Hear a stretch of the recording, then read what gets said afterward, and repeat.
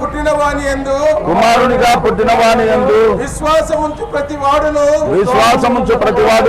నశింపక నిత్య జీవం పొందినట్లు ప్రభువైన యేసుక్రీస్తును మనకు అనుగ్రహించెను ప్రయాసపడి పాప భారమును మోసుకొనుచున్న సమస్తమైన వారలారా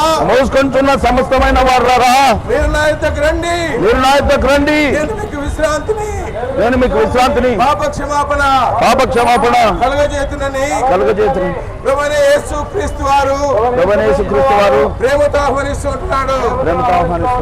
ఏ భేదములు లేదు, అందరూ పాపం చేసి దేవుడు అనుగ్రహించు మహిమను పొందలేకపోతున్నారు. పరిశుద్ధ గ్రంథం బైబిల్ ఈ విధంగా సెలవిస్తున్నది.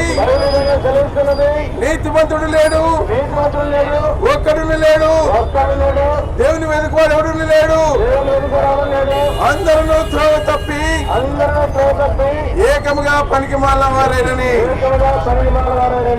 పరిశుద్ధ గ్రంథం బైబిల్ ఈ విధంగా సెలవిస్తుంది.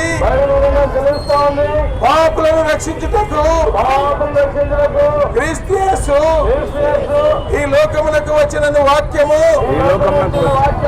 నమ్మదగినది, పూర్ణ అంగీకారములకు యోగ్యమైనది.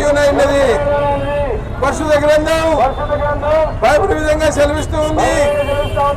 ఆకాశము క్రింద మనుషులలో మరి ఏ నామమున రక్షణ లేదు కానీ అత్యున్నతంగా హెచ్చించబడినటువంటి ప్రభువైన యేసు నామములోనే మానవునికి రక్షణ పాప క్షమాపణ ప్రభువైన యేసునందు విశ్వాసముంచుము.